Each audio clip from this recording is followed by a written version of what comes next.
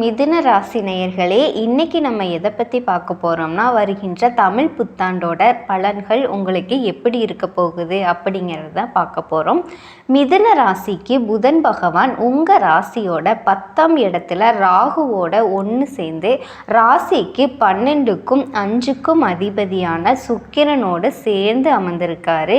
இந்த விஸ்வாச தமிழ் புத்தாண்டு மிதுன ராசிக்கு எப்படி அமைஞ்சிருக்கு அப்படிங்கிறத பற்றின ஃபுல் டீட்டெயில்ஸ் பார்க்கலாம்.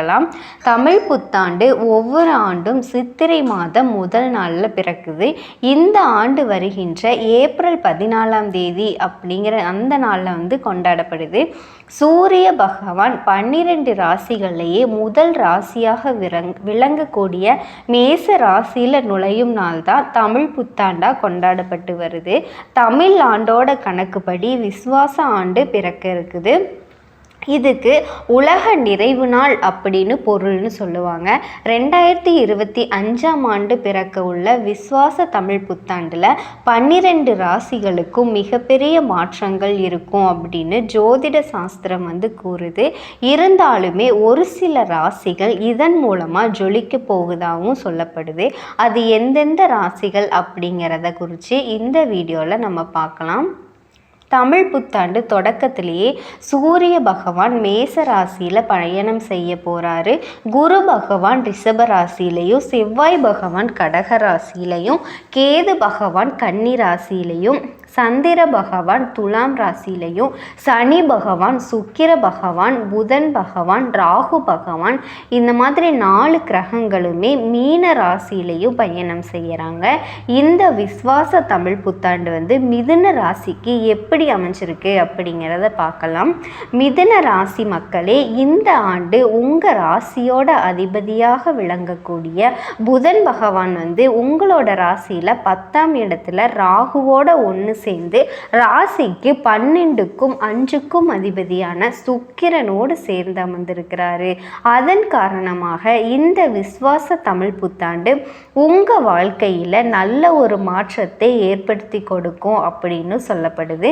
கடவுளோட ஆசீர்வாதத்தால் நீங்கள் உங்கள் வாழ்க்கையில் ஏற்பட்டிருந்த தடைகள் எல்லாமே இனி விலக ஆரம்பிச்சிடும் அப்படின்னு சொல்லப்படுதுங்க.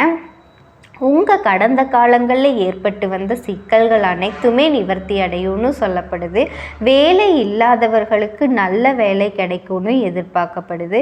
வருமானத்தில் அதிகரிப்பு இருக்கும் அப்படின்னு சொல்லப்படுது. பொருளாதாரத்தில் நல்ல முன்னேற்றங்கள்லாம் கிடைக்கும் அப்படின்னு சொல்லப்படுதுங்க. புத்துணர்ச்சியோடு செயல்படுவீங்க. இனி வரக்கூடிய நாட்களில் எல்லாமே முன்னோர்களோட ஆசீர்வாதம் உங்களுக்கு முழுமையாக கிடைக்க போகுது.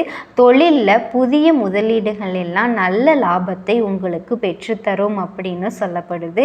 வெளிநாடு போகிறதுக்கான வாய்ப்புகள் கிடைக்கும் அப்படின்னு எதிர்பார்க்கப்படுது. வானியல் சம்பந்தமாக படிக்கும் மாணவர்களுக்கு நல்ல ஒரு யோகம் கிடைக்கும் அப்படின்னு சொல்லப்படுது. நீங்கள் இத்தனை நாளாக ஏதாச்சும் ஒரு விஷயம் செய்யணும், ஆனால் அந்த விஷயத்தை நான் எடுத்தாவே அதுக்கு எனக்கு தடையாக மாறிடுது அப்படின்னு நீங்கள் நினச்சி கஷ்டப்பட்டுட்டு இருந்த விஷயங்கள், அந்த தடைப்பட்டு கிடந்த சுபகாரியங்கள் எல்லாமே இனி நடக்கும் அப்படின்னு சொல்லப்படுது. புதுசாக வீடு மற்றும் வாகனங்கள் வாங்கிறதுக்கான வாய்ப்புகள் அதிகமாக கிடைக்கும் அப்படின்னு சொல்லப்படுது. கிரக பயிற்சினால் என்னென்ன பலன்கள்னால், இந்த ஆண்டு சனி பகவான், குரு பகவான், ராகு பகவான், கேது பகவான், இந்த மாதிரி முக்கியமான 4 கிரகங்களோட இடமாற்றம் நிகழ உள்ளது. இந்த விஸ்வாச தமிழ் புத்தாண்டு ரொம்பவே முக்கியமான ஆண்டு அப்படின்னு சொல்லப்படுதுங்க. இந்த சனி பயிற்சி நீதிமானாக விளங்கக்கூடிய சனி பகவான் இந்த விஸ்வாச தமிழ் புத்தாண்டில் உங்கள் ராசிக்கு 10வது இடத்துல வர்றாரு. இதனால் உங்களுக்கு அற்புதமான யோகம் கிடைக்கும் அப்படின்னு சொல்லப்படுது. வேலையில் சிலருக்கு மாற்றங்கள் ஏற்படுறதுக்கான வாய்ப்புகள் அதிகமாக இருக்குன்னு சொல்லப்படுது. தொழிலில் புதிய முதலீடு செய்கிறதுக்கான சூழ்நிலைகள் அமையும் அப்படின்னு எதிர்பார்க்கப்படுது. பணவரவுகள் அதிகரிக்கும் அப்படின்னும், நிறைய விஷயங்கள், நிறைய எதிர்பாராத பணவரவுகள்லாம் கிடைக்கும் அப்படின்னு சொல்லப்படுது. உடல் ஆரோக்கியத்தில் நல்ல ஒரு முன்னேற்றம் இருக்கும் அப்படின்னு எதிர்பார்க்கப்படுதுங்க. கணவன் மனைவிக்கு இடையே இருக்கிற அன்பு வந்து இன்னும் அதிகரிக்கும் அப்படின்னுக்கும் சொல்லப்படுது. குரு பகவான் உங்கள் ராசிக்கு வந்து நேரடியாக வர்ற காரணத்தினால மகிழ்ச்சிக்கு எந்த குறையுமே இருக்காது. கலை சம்பந்தப்பட்ட வேலைகளில் நல்ல முன்னேற்றங்கள் இருக்கும்னு எதிர்பார்க்கப்படுது. அனைத்து விதமான மகிழ்ச்சியான யோகங்களுமே உங்களுக்கு கிடைக்கும்னு சொல்லப்படுது. உங்கள் ராசியில் ராகு பகவான் 9வது இடத்துக்கு வர்றாரு. கேது பகவான் உங்கள் ராசியில் 3ஆம் இடத்துக்கு வர்றாரு. இதனால் வெளிநாடு போகும்போது உங்களுக்கு வெளிநாடு போகிற யோகமெல்லாம் கிடைக்கும். உடல் ஆரோக்கியத்தில் சிறப்பான முன்னேற்றம் இருக்கும் அப்படின்னு எதிர்பார்க்கப்படுது. தந்தை வழி சொத்துக்கள் உங்களுக்கு கிடைக்கும்னு எதிர்பார்க்கப்படுது. இதுக்கு என்ன பரிகாரங்கள்னால், கிரகங்களோட சூழ்நிலை உங்களுக்கு சிறப்பாக இருக்கின்ற காரணத்தினால நீங்கள் எந்த பரிகாரங்களும் ரொம்ப பெரிய அளவில் செய்ய வேண்டிய அவசியம் கிடையாது. எதிர்பார்ப்புகளை தவிர்க்கிறதுக்காக செவ்வாய்க்கிழமை தோறும் பெருமானோட கோயிலுக்கு போய் 6 விளக்கெண்ணெய் தீபம் ஏற்றி வந்தீங்க அப்படின்னா உங்களுக்கு நல்ல முன்னேற்றம் கிடைக்கும் அப்படின்னு கூறப்படுது. அப்படி நீங்கள் செஞ்சீங்கன்னா நிச்சயமாக இனி வரக்கூடிய இந்த தமிழ் புத்தாண்டுக்கு அப்புறமா உங்கள் வாழ்க்கை ரொம்பவே சிறப்பாக இருக்கும்.